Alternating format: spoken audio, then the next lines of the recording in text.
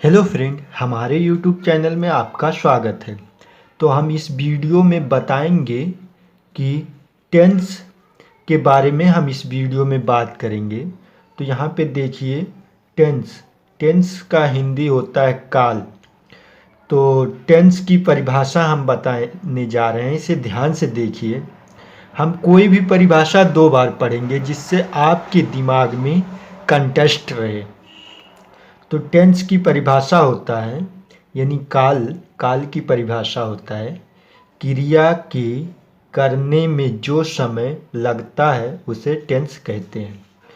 तो क्रिया के करने में जो समय लगता है उसे टेंस कहते हैं। तो टेंस किसे कहते हैं? क्रिया के करने में जो समय लगता है उसे टेंस कहते हैं। टेंस तीन प्रकार के होते हैं। अगर आपसे पूछ लिया जाए टेंस कितने प्रकार के होते हैं, तो टेंस तीन प्रकार के होते हैं। कौन कौन सा? एक होता है प्रेजेंट टेंस, और एक होता है पास्ट टेंस, एक होता है फ्यूचर टेंस। तो देखिए, प्रेजेंट टेंस का हिंदी होता है वर्तमान काल, और पास्ट टेंस का हिंदी होता है भूतकाल, और फ्यूचर टेंस का हिंदी होता है भविष्यकाल। तो प्रेजेंट टेंस मतलब होता है वर्तमान काल, पास्ट टेंस मतलब होता है भूतकाल, फ्यूचर टेंस मतलब होता है भविष्यकाल। इधर देखो, टेंस के आधार पर वाक्यों का अध्ययन चार प्रकार से किया जाता है। तो टेंस के आधार पर वाक्यों का अध्ययन चार प्रकार से किया जाता है। तो positive, negative, interrogative, interrogative plus negative. यहाँ पर हमने शॉर्टकट में आई प्लस एन लिख दिया, इसका मतलब इंट्रोगेटिव प्लस निगेटिव है। तो पॉजिटिव मतलब होता है साधारण, निगेटिव मतलब होता है नकारात्मक।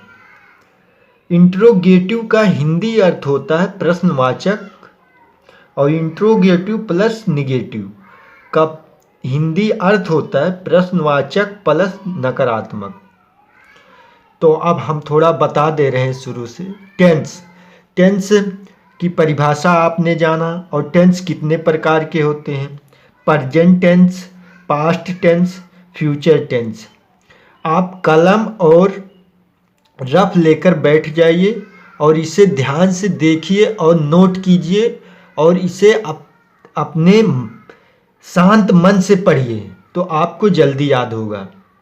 इसे ध्यान से पढ़िए, और लिखने के बाद उसे कई बार अगर आप पढ़ेंगे तो आपको जल्दी याद होगा। यहाँ पर ध्यान दीजिए कि यहाँ पे हमने एक वाक्य लिखा है, एक सेंटेंस लिखा है, वह कार्य नहीं कर रही है।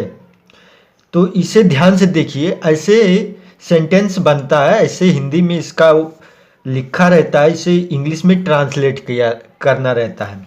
तो हम थोड़ा आपको बता दें इसमें क्या क्या आपको याद रखना जरूरी है। अगर मान लीजिए वह कार्य नहीं कर रही है, तो इसमें सबसे पहले हमें ध्यान देना होगा कि सब्जेक्ट कौन है। सब्जेक्ट मतलब होता है, सब्जेक्ट का हिंदी होता है कर्ता। तो इसमें कर्ता कौन सा है? आप वीडियो को पुश करके इसको अपने रफ पर उतार लीजिए और इसका इंग्लिश में ट्रांसलेट कर लीजिए अगर आता हो तो। अगर नहीं आता हो तो वीडियो को ध्यान से देखिए। तो वह कार्य नहीं कर रही है, तो इसमें जो है कर्ता वह है। अब हम हेरेंगे कि कर्म कौन सा है। तो वह कार्य नहीं कर रही है, तो कार्य इसे कहते हैं। अभी इसे हम सब्जेक्ट यानी कर्ता कहेंगे, इसे ऑब्जेक्ट यानी कर्म कहेंगे। शॉर्टकट में हम ऊपर लिख दे रहे हैं। तो अभी हम इसकी अब परिभाषा बताएंगे कि सब्जेक्ट की परिभाषा क्या है, ऑब्जेक्ट की परिभाषा क्या है, और क्रिया मतलब वर्ब, तो यहाँ पे सब्जेक्ट ऑब्जेक्ट वर्ब मिल गया। तो अब हम ट्रांसलेट करेंगे। तो सबसे पहले हम सब्जेक्ट लिखेंगे। तो वह कार्य नहीं कर रही है, मतलब यानी वह लड़की है, कर रही है। तो वह के लिए, लड़की के लिए लगाते हैं सी। उसके बाद हम लिखेंगे वर्ब, यानी उसके बाद सहायक क्रिया हम लिखेंगे। तो अभी आपके समझ में नहीं आता होगा तो कोई बात नहीं, ध्यान से देखिए। देखेंगे तो यहाँ पर ध्यान से देखे रहेंगे तो आगे समझ में आएगा, ये आपको समझाने के लिए बता रहे हैं। उसके बाद हम लगाएंगे सहायक क्रिया इज। उसके बाद यहाँ नहीं है, सहायक क्रिया इज इसलिए लगाएंगे क्योंकि जिन वाक्यों के अंत में पहचान के माध्यम से हमें देखना रहता है, इसलिए सहायक क्रिया उसके माध्यम से लगाया जाता है। अब हाँ, यहाँ पे नहीं है तो हम नाट लगा देंगे। अब उसके बाद कर्म, तो यहाँ पे देखिए वर्क मतलब कार्य होता है, तो हम वर्क लिख देंगे। अब यहाँ पर ध्यान देना होगा कि ये जो सेंटेंस है कहाँ से आया और इसका रूल क्या है। तो रूल हम आगे बताएंगे, यह समझने के लिए बता रहे हैं। यहाँ पे ING लगा देंगे इस यहाँ पे। तो यह सेंटेंस अब तैयार हो गया इंग्लिश में। फिर आगे हम देखेंगे, यहाँ पे हमने लिखा है राम यहाँ आ रहा है। तो इसमें यह सब्जेक्ट हो जाएगा, यानी कर्ता हो जाएगा। यहाँ यानी ऑब्जेक्ट हो जाएगा। आ रहा है तो वर्ब हो जाएगा। तो हम सब्जेक्ट लिखेंगे राम, यानी कर्ता लिखेंगे राम। फिर लिखेंगे आ रहा है का इंग्लिश होता है कम। तो यहाँ पर हम लिख देंगे, यहाँ पे सहायक क्रिया उसके बाद लगाएंगे हेल्पिंग वर्ब जिसे कहते हैं इंग्लिश में। उसके बाद कम। कम देखिए यहाँ पे ध्यान दीजिए ING का फॉर्म लगेगा। फॉर्म 3 प्रकार के होते हैं, रूप जो है 3 प्रकार के होते हैं, first form, second form, third form.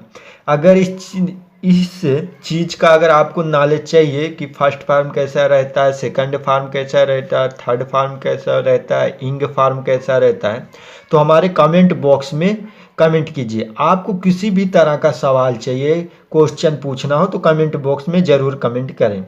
उसके बाद यहाँ पर हम लिखेंगे हेयर। हेयर मतलब यहाँ होता है वर्ब, यहाँ ऑब्जेक्टिव है ना, तो उसके बाद ऑब्जेक्टिव लिखेंगे। इस तरह हम सेंटेंस बनाते हैं। अब आपको ध्यान देने वाली बात क्या है कि इसमें कर्ता पहले हमको ढूंढना रहता है, वर्ब ढूंढना रहता है, ऑब्जेक्टिव ढूंढना रहता है, कौन सा सहायक क्रिया लगेगा, कौन सा रूप लगेगा यानी फॉर्म। तो अब हम आगे देखते हैं कर्ता। यहाँ पर अब हम सब्जेक्ट की आपको परिभाषा बताएंगे। इधर ध्यान दो, सब्जेक्ट का जो हिंदी होता है कर्ता होता है। तो पहले आप इस पे ध्यान दीजिए कि सब्जेक्ट मतलब कर्ता होता है। तो कर्ता की परिभाषा क्या है? तो कार्य करने वाले को ही कर्ता कहते हैं। कर्ता किसे कहते हैं? कार्य करने वाले को ही कर्ता कहते हैं। कार्य करने वाले को ही कर्ता कहते हैं। कार्य करने वाले को ही कर्ता कहते हैं। अब हम जाएंगे ऑब्जेक्ट देखेंगे। ऑब्जेक्ट का हिंदी होता है कर्म। ये हिंदी और इंग्लिश ध्यान दीजिए, कहीं अगर आपसे कर्म पूछ लिया जाए, कर्म आप जानते हैं और कर्म का इंग्लिश नहीं जानते हैं ऑब्जेक्ट, तो आप में कन्फ्यूजन हो जाएगा। तो दोनों देखिए ध्यान से। तो यहाँ पे कर्ता के द्वारा जो भी कार्य किया जाता है उसे कर्म कहते हैं। तो कर्ता के द्वारा, कर्ता कौन है? कार्य करने वाले को ही कर्ता कहते हैं। यह थोड़ा आपको कन्फ्यूजन होगा पहली बार जब पढ़ेंगे, लेकिन जब आप बार बार इसका प्रैक्टिस करेंगे तो आपको अभ्यास हो जाएगा, कोई कन्फ्यूजन नहीं होगा। तो कर्ता के द्वारा जो भी कार्य किया जाता है उसे कर्म कहते हैं। अब देखिए वर्ब भी रहता, तो वर्ब की परिभाषा हम बता देते हैं। जिन शब्दों के अंत में ना अक्षर होता है, उसे वर्ब या क्रिया कहते हैं। वर्ब कहो या क्रिया, इंग्लिश में वर्ब, हिंदी में क्रिया। तो जिन शब्दों के अंत में ना अक्षर होता है उसे क्रिया कहते हैं। आप नोटबुक में यह जरूर लिख लें जिससे आपको बार बार पढ़ने से याद रहेगा। जिन शब्दों के अंत में ना होता है उसे क्रिया कहते हैं, जैसे कि खाना, सोना, रहना, रोना आदि। इसी तरह का अगर रहेगा शब्द तो वर्ब उसे हम कहेंगे।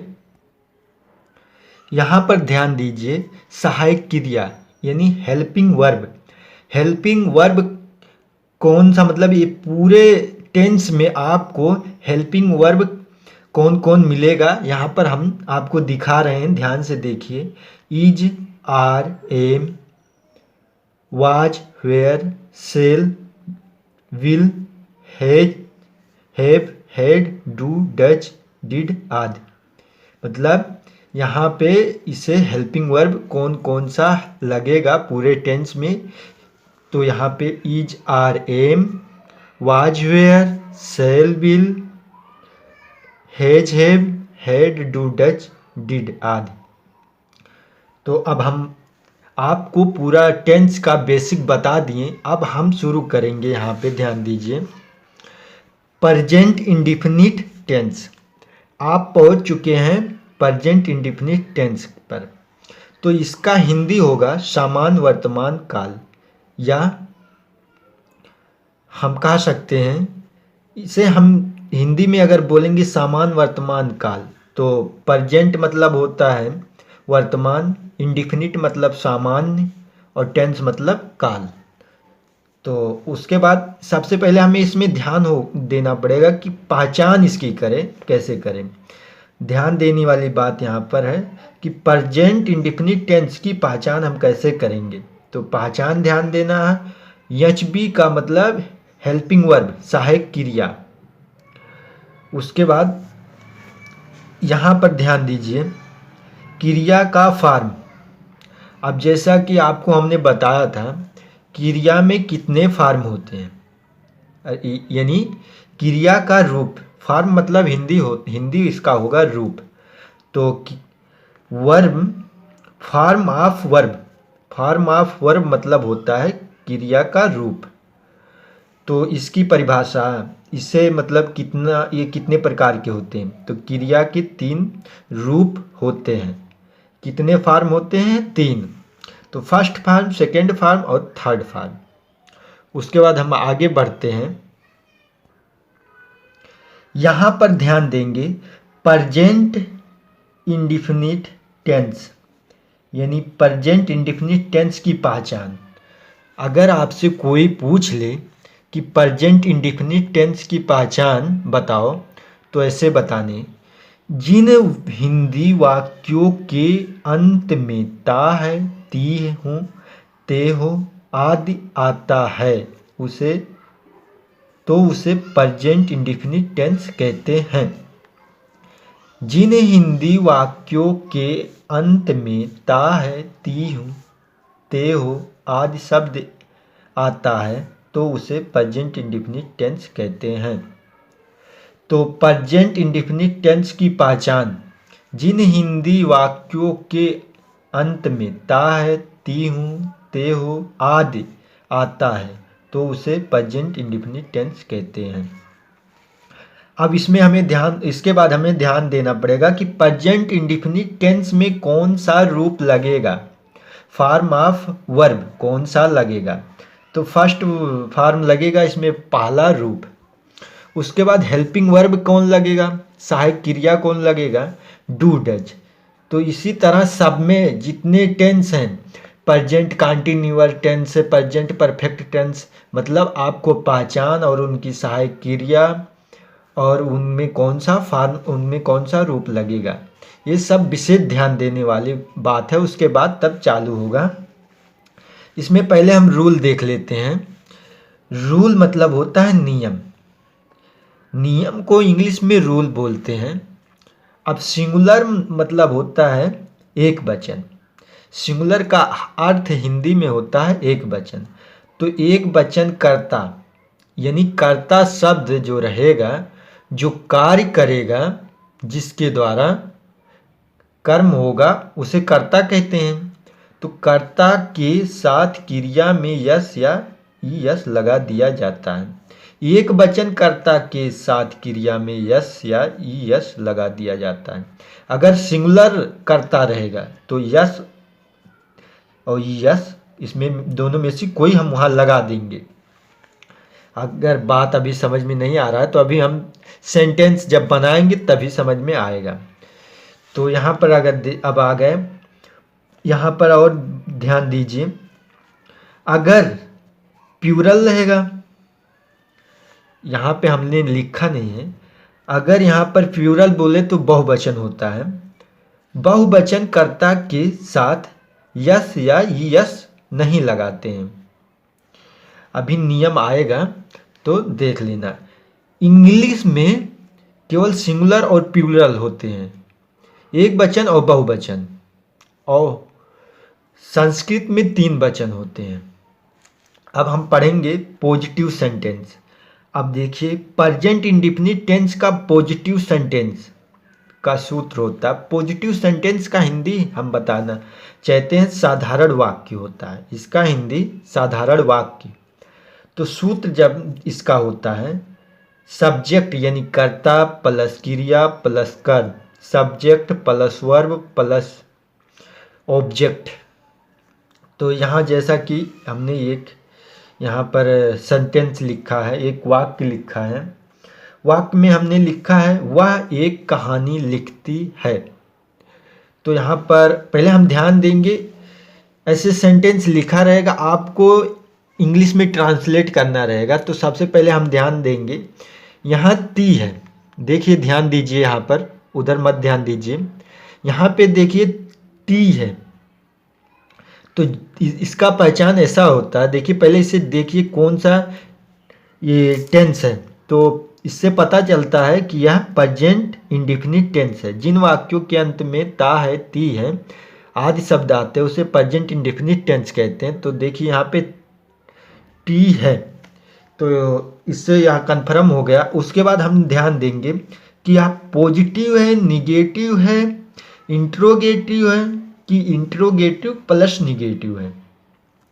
तो इसमें जिसमें नहीं शब्द आएगा उसे हम निगेटिव कहेंगे, और जिसमें क्वेश्चन प्रश्नवाचक शब्द आ जाएगा उसे हम इंट्रोगेटिव कहेंगे। तो यहाँ पे देखिए, ना तो नहीं शब्द आया है और ना तो प्रश्नवाचक चिन्ह लगा हुआ है, ना तो प्रश्नवाचक चिन्ह लगा है। तो यहाँ पे सबसे पहले हम यहाँ पे देखेंगे, अब इसमें ढूंढेंगे कि सब्जेक्ट कौन सा है।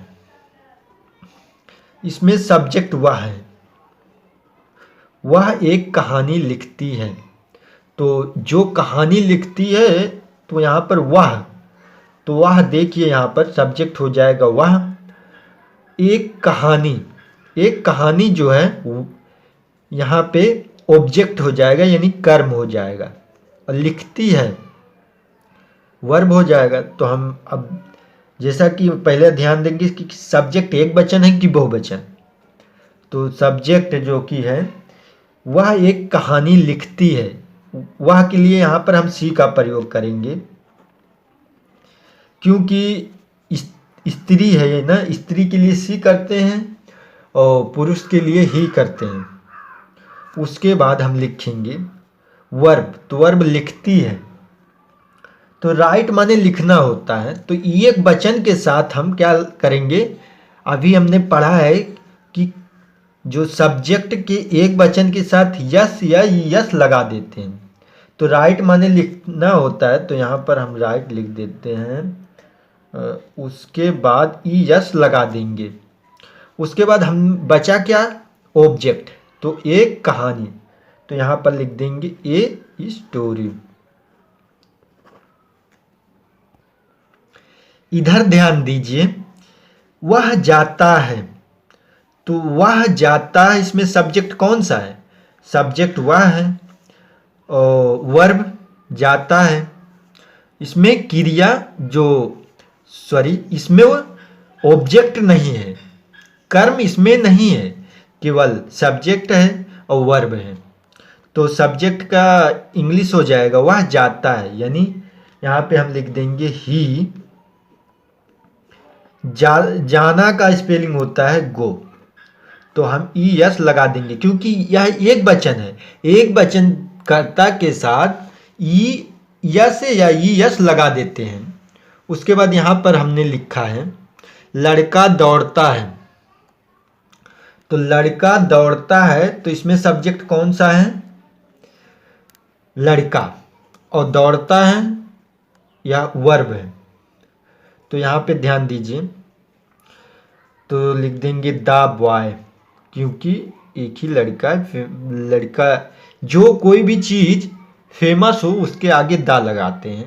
फिर आगे देखेंगे तो दौड़ता है, तो दौड़ना का स्पेलिंग हो जाएगा रन, यहाँ पर यस लगेगा।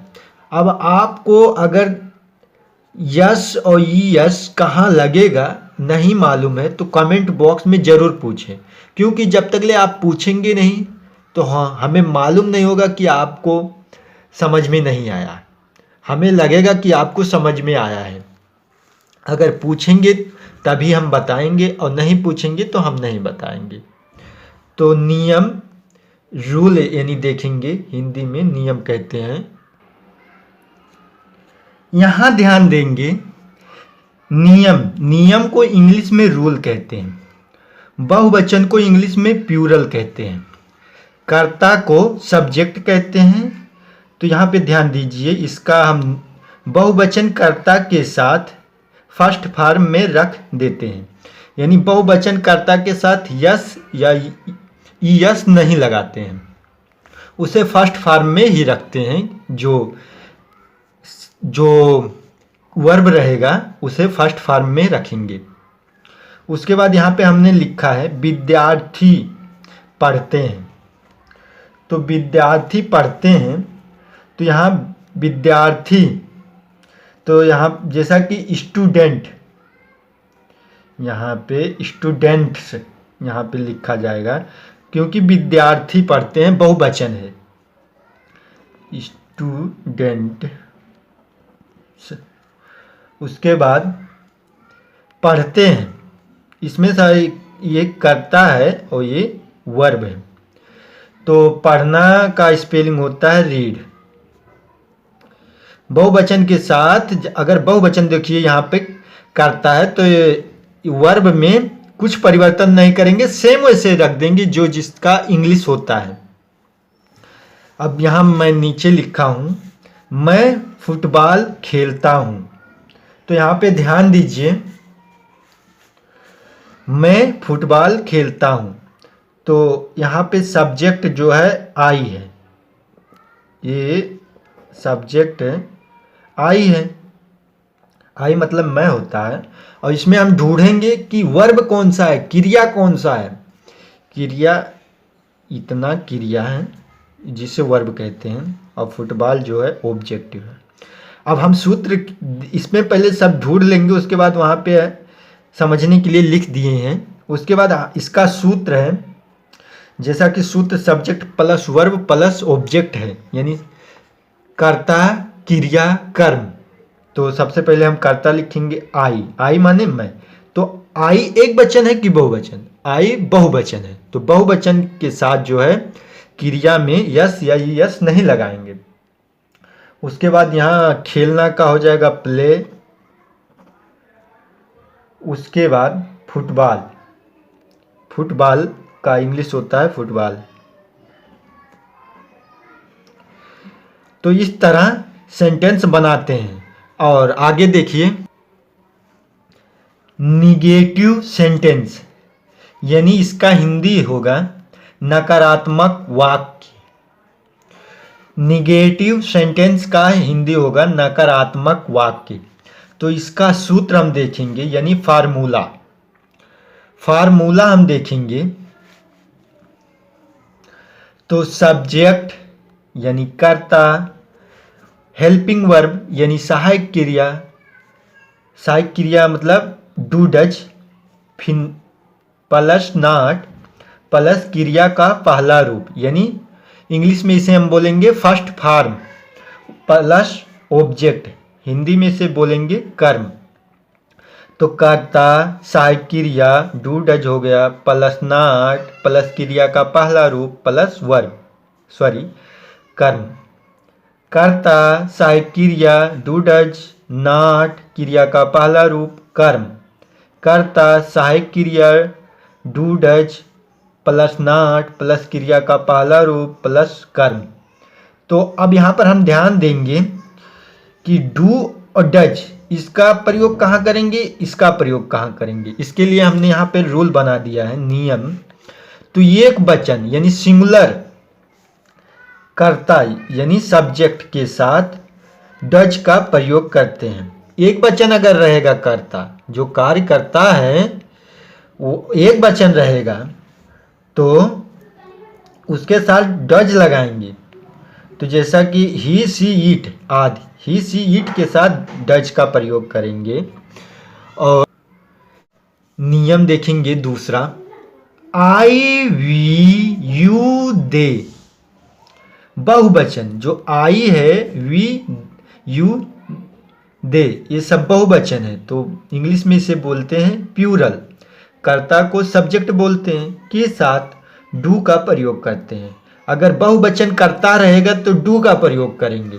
तो यहाँ पे हमने जैसा कि लिखा है एक सेंटेंस, वह घर नहीं जाता है। एक वाक्य हमने लिखा है, वह घर नहीं जाता है। तो जाता है, इससे यह पहचान होता है प्रेजेंट इंडेफिनिट टेंस का है। अब उसके बाद हमें पहचान करना है कि पॉजिटिव है कि निगेटिव हो कि इंटरोगेटिव। तो इससे यह नहीं है इसके बीच में, यहाँ पे ध्यान दीजिए। तो यह निगेटिव है। उसके बाद हमें सूत्र के मुताबिक इसमें ढूंढना पड़ेगा कि कौन सा कर्ता है, कौन सा वर्ब है और कौन सा कर्म है। उसके बाद यहाँ पर हम ध्यान देंगे कर्ता इसमें कौन सा है, ध्यान दीजिए, वह घर नहीं जाता है। तो वह जो है कर्ता है यानी सब्जेक्ट। अब उसके बाद हमें खोजना है, इसमें सर्च करना है वर्ब। तो वह घर नहीं जाता है, तो जाना या जाता इसे वर्ब कहेंगे। उसके बाद यहाँ पर ऑब्जेक्टिव। अब सूत्र के अनुसार हम इसे रखेंगे। यहाँ पर पहले सबसे पहले वह घर नहीं जाता है, तो वह के लिए हम ही लगाएंगे। उसके बाद लिखेंगे सहायक क्रिया। उसके बाद तो ही एक वचन है कि बहुवचन, तो ही एक वचन है। यहाँ पे ध्यान दीजिए, ही जो है एक वचन है, तो एक वचन के साथ डज का प्रयोग करते हैं। उसके बाद नॉट, उसके बाद हम नॉट लगा देंगे। उसके बाद सूत्र में लिखा है कि वर्ब। उसके बाद यहाँ पर देखिए वर्ब हम कौन सा लगाएंगे, गो। तो यहाँ पे ध्यान दीजिए फर्स्ट फॉर्म का हमें प्रयोग करना है इसमें। उसके बाद लगाएंगे ऑब्जेक्टिव, हाउस। यहाँ पे हम टू लगा देंगे क्योंकि घर जाना है, इसलिए हम टू लगाएंगे। तो he goes not, he does not go to house. इसका अर्थ हुआ हिंदी में वह घर नहीं जाता है। He does not go to house बोल देंगे इंग्लिश में, तो इसका हिंदी में अर्थ हो जाएगा वह घर नहीं जाता है। अब नीचे देखेंगे वह नहीं दौड़ती है, तो इसमें सब्जेक्ट कौन सा है, वह। तो वह का इंग्लिश हम लिखेंगे क्या, सी लिखेंगे। क्यों, क्योंकि इसमें स्त्री जाती है, स्त्री का आ गया है, जाती है। अगर जाता होता तो ही लिखते हैं। उसके बाद ध्यान दीजिए कर्ता के बाद हम क्या लिखेंगे, हम लिखेंगे कर्ता के बाद सूत्र में। ध्यान वहाँ पे आप कापी और पेन लेकर बैठिए, तभी ज़्यादा समझ में आएगा। कर्ता के बाद हम लिखेंगे सहायक क्रिया। सहायक क्रिया इस एक वचन है, इसलिए हम लगा देंगे डज।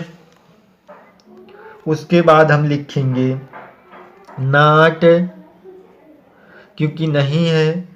उसके बाद सूत्र में आप देख लीजिए, उसके बाद क्या लिखना है, फर्स्ट फॉर्म लिखना है, क्रिया का पहला रूप लिखना है। तो दौड़ना का इंग्लिश होता है रन, तो रन लिख देंगे, RUN। यहाँ पे फुल स्टॉप लगा देंगे। तो इस तरह सेंटेंस बनता है, ये इसे वर्ब कहेंगे। इंट्रोगेटिव सेंटेंस, तो इंट्रोगेटिव सेंटेंस का जो हिंदी क्या होता है कि प्रश्नवाचक वाक्य होता है। अगर आपसे कोई पूछ ले प्रश्नवाचक वाक्य का इंग्लिश क्या होता है, तो आप बताएंगे इंट्रोगेटिव सेंटेंस। तो इंट्रोगेटिव सेंटेंस का हम फार्मूला देखेंगे, सूत्र देखेंगे। तो सबसे पहले हम डू डज प्लस कर्ता यानी सब्जेक्ट प्लस क्रिया का पहला रूप यानी फर्स्ट फॉर्म प्लस कर्म यानी ऑब्जेक्ट। तो डू डज यानी सहायक क्रिया हम पहले इसमें लगाएंगे, उसके बाद कर्ता, क्रिया का पहला रूप, कर्म, उसके बाद क्वेश्चन मार्क। यहाँ पे ध्यान दीजिए, क्वेश्चन मार्क लगा रहेगा। यहाँ पे देखिए, क्या चिड़िया उड़ती है, तो पीछे क्वेश्चन मार्क लगा। इससे हमें तुरंत हम पकड़ में आ जाता है कि यह इंट्रोगेटिव सेंटेंस है। तुम क्या पढ़ते हो, यहाँ पे और एक बात ध्यान देने वाला है कि क्या शब्द इसमें पहले आया और क्या बीच में आया है। तो इसका नियम हम बता दे रहे हैं कि अगर क्या शब्द पहले आया हो तो किस नियम से लगाएंगे, और क्या शब्द अगर बीच में आया हो वाक्य के तो कौन सा नियम लगाएंगे। हम नियम बनाकर इसलिए बता रहे हैं कि आपके ज़्यादा समझ में आए। यदि समझ में नहीं आ रहा है तो हमारे कमेंट बॉक्स में ज़रूर कमेंट करें, क्योंकि हमें लगेगा कि आपके समझ में आ रहा है तो हम जो है बताने का तरीका नहीं बदल पाएंगे, क्योंकि जो हमें लगेगा कि आपके समझ में आ रहा है तो हम यही तरीका बताएंगे। यदि नहीं आ रहा है तो कमेंट जरूर करें। तो यहाँ पे हम रूल देखेंगे, यदि प्रश्नवाचक शब्द वाक्य के प्रारंभ में न आकर वाक्य में आया हो, जैसा कि इसका बता रहे हैं, सर्वप्रथम उन प्रश्नवाचक शब्द की अंग्रेजी। तो देखिए, इसका सबसे पहले हम अंग्रेजी लिखेंगे। इस सूत्र के मुताबिक सबसे पहले इसका अंग्रेजी लिखेंगे, उसके बाद हम सहायक क्रिया का प्रयोग करेंगे डू डज, फिर सब्जेक्ट लिखेंगे, फिर नॉट लिखेंगे, फिर क्रिया का पहला रूप, फिर ऑब्जेक्ट, फिर यहाँ पर क्वेश्चन मार्क लगा देंगे।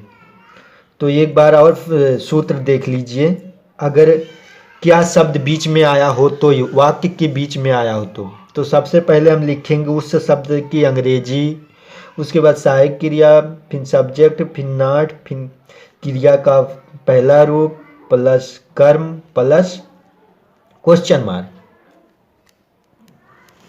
यहाँ पे ध्यान दीजिए, क्या चिड़िया उड़ती है, तो यहाँ पे क्वेश्चन मार्क से आप पता चलता है कि इंट्रोगेटिव सेंटेंस है। तो इंट्रोगेटिव सेंटेंस का सूत्र हमने अभी अभी बताया, तो उसको आपने रफ में ज़रूर लिखा होगा।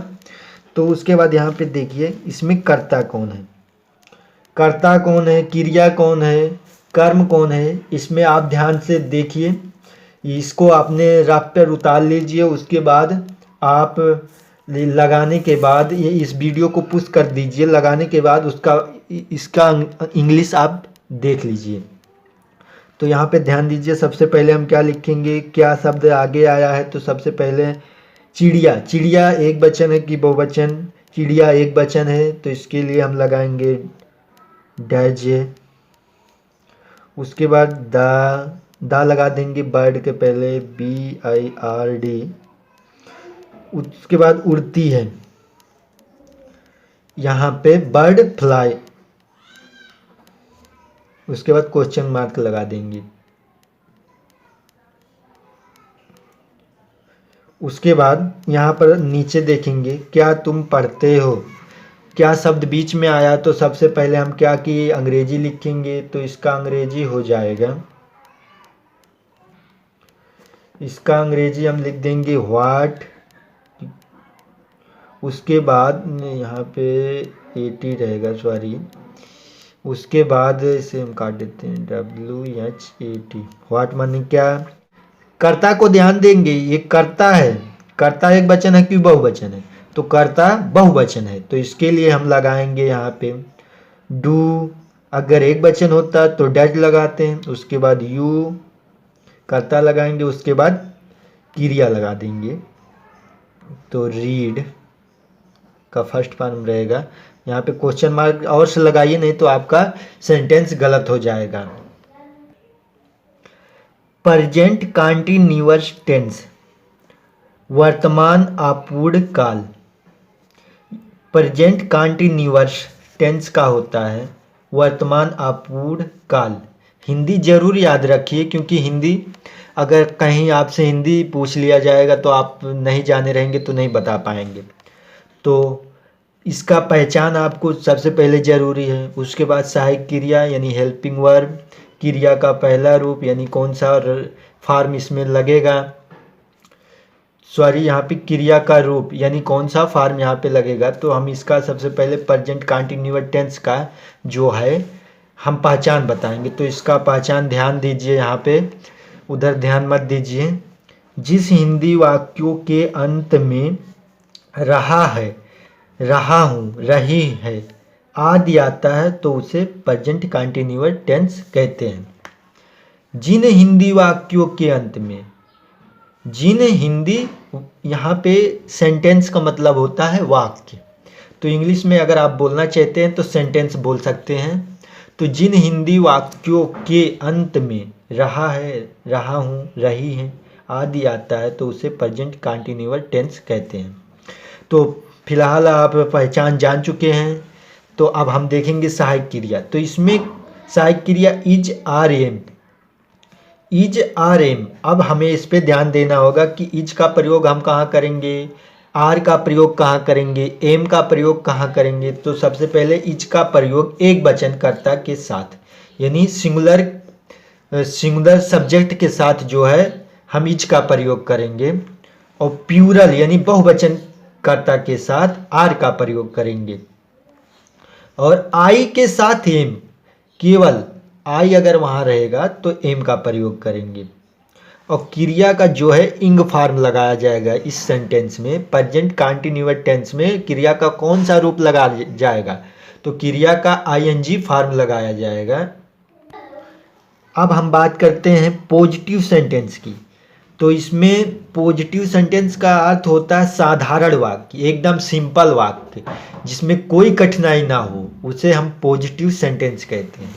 तो इसका सूत्र हम जानेंगे। सब्जेक्ट सहायक क्रिया इज, आर, एम प्लस इंग फॉर्म प्लस ऑब्जेक्ट यानी कर्ता सहायक क्रिया, उसके बाद लगाएंगे क्रिया का रूप लगाएंगे, उसके बाद कर्म लगाएंगे। तो यहाँ पे हम ध्यान देंगे सेंटेंस पर, वाक्य पर ध्यान देंगे कि राम यहाँ आ रहा है। तो इसमें कर्ता जो है राम हुआ, क्योंकि राम यहाँ आ रहा है। तो इसे सब्जेक्ट हम यहाँ नीचे लिख देंगे समझने के लिए, यहाँ आ रहा है। तो आ रहा है यह वर्ब हो जाएगा। वर्ब यानी कौन सा फॉर्म इसमें लगेगा।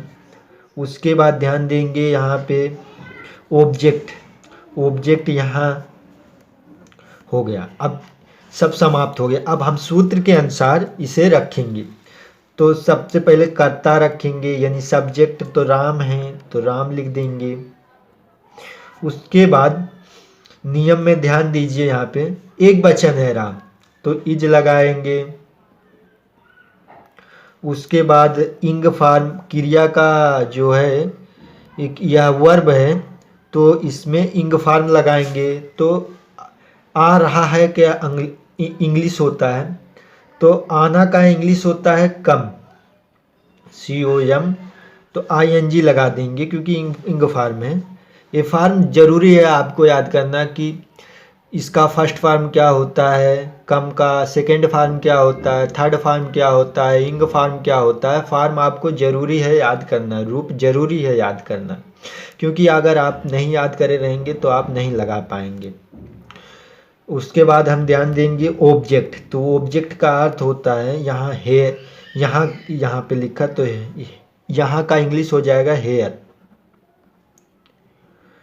उसके बाद नीचे ध्यान दीजिए, वे खेल रहे हैं, ये वे खेल रहे हैं, तो इसमें सब्जेक्ट वे हो गए, खेल रहे हैं वर्ब हो गए। इसमें दो ही चीज़ है।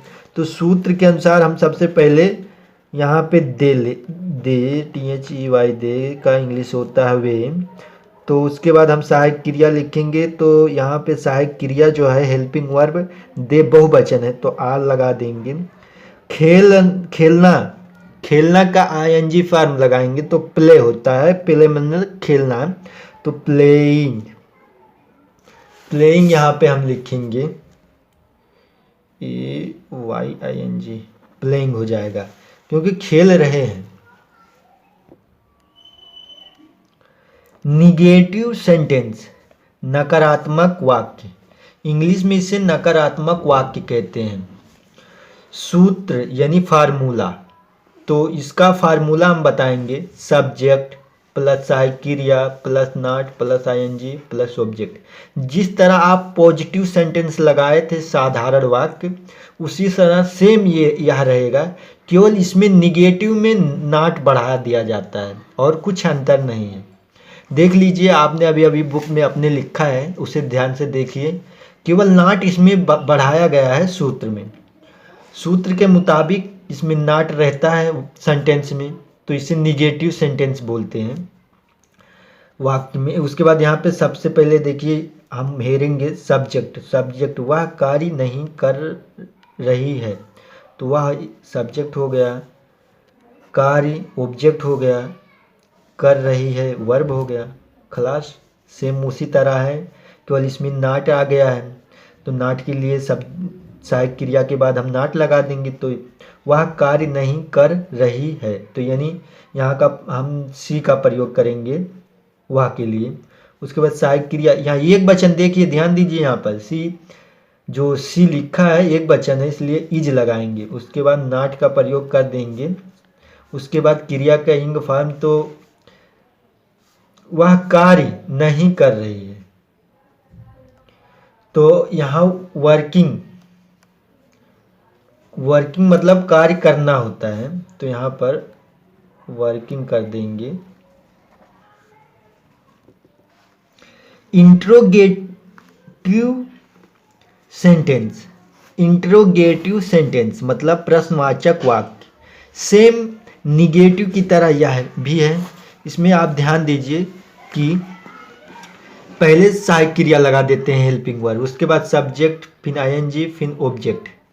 तो क्या शब्द अगर पहले आया हो तो आप इस कर्ता के माध्यम से आप लगाएंगे, कर्ता यानी तुम, यू बहुवचन है, तो बहुवचन है तो आल लगाएंगे पहले। उसके बाद सब्जेक्ट लिख देंगे, सब्जेक्ट तुम है, क्या तुम सो रहे हो। अगर इसे हम हटा दें क्या शब्द, तो तुम सो रहे हो, इसको भी हटा दें तो यह पॉजिटिव हो जाएगा। और इसे लगाने के बाद यह क्या और क्वेश्चन मार्क इंट्रोगेटिव हो जाता है। इसमें अगर नहीं आ जाता है तो निगेटिव हो जाता है। इसी तरह सेंटेंस वाक्य लिखा जाता है। तो सबसे पहले आर, उसके बाद लिखेंगे यू, उसके बाद यहाँ पे ध्यान दीजिए ING फॉर्म लिखेंगे। ऑब्जेक्ट यहाँ पे है ही नहीं, क्योंकि देखिए ध्यान दीजिए, क्या तुम सो रहे हो, तो इसमें ऑब्जेक्ट नहीं है, तो सोना, स्लीप माने सोना होता है, तो ING फॉर्म पीछे लगा देंगे, स्लीपिंग, स्लीपिंग हो जाएगा यहाँ पे। तो क्या वह जा रहा है, तो वह देखिए यहाँ पे सब्जेक्ट पर ध्यान दीजिए, ही होता है, तो एक वचन पहले लगाएंगे इज, उसके बाद ही, जा रहा है, गो माने जाना होता है, तो ING फॉर्म लगा देंगे। इसी तरह आप सेंटेंस बना इसी तरह आप सेंटेंस बनाएं। यदि आपको नहीं आता तो हमारे कमेंट बॉक्स में ज़रूर कमेंट करें। यहाँ पे ध्यान दीजिए, अब वह आम नहीं खा रहा है। होमवर्क आपको दे रहे हैं, यानी आपको इसे इंग्लिश में ट्रांसलेट करके हमारे कमेंट बॉक्स में इन तीनों वाक्यों को, इंग्लिश में बोलते हैं सेंटेंस को, हमारे कमेंट बॉक्स में भेज दीजिए। लिखिए इसे। वह आम नहीं खा रहा है। क्या सीता पढ़ रही है? क्वेश्चन मार्क पीछे रहेगा। वर्षा हो रही है। इसे लिख कर अपने बुक में और इसका इंग्लिश में ट्रांसलेट करके उसके बाद हमारे कमेंट बॉक्स में ज़रूर भेजें, क्योंकि अगर आपकी समझ में नहीं आया होगा तो हम अपना पढ़ाने का तरीका कुछ अलग करेंगे, और आपको कोई भी कन्फ्यूजन हो पढ़ाई में तो हमारे कमेंट बॉक्स में ज़रूर करें।